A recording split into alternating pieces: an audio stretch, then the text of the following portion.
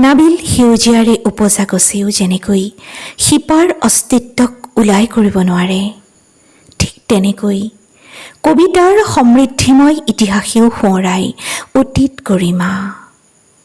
অতীতৰ সুগন্ধিময় পৃষ্ঠাৰ পৰা এয়া প্ৰথম অসমীয়া ছনেট কবিতা হেমচন্দ্ৰ গোস্বামীদেৱৰ প্ৰিয়তমাৰ চিঠি।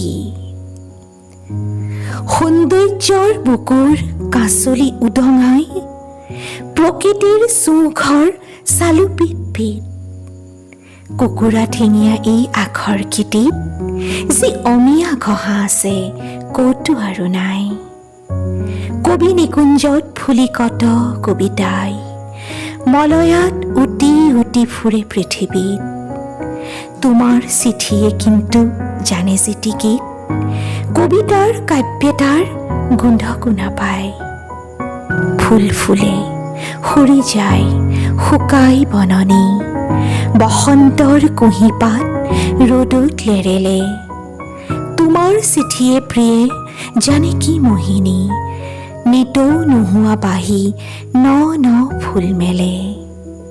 যত শুঙো চুমা খাওঁ নালাগে আমনি, হৃদয়ত হেঁপাহৰ ভোটা তৰা জ্বলে।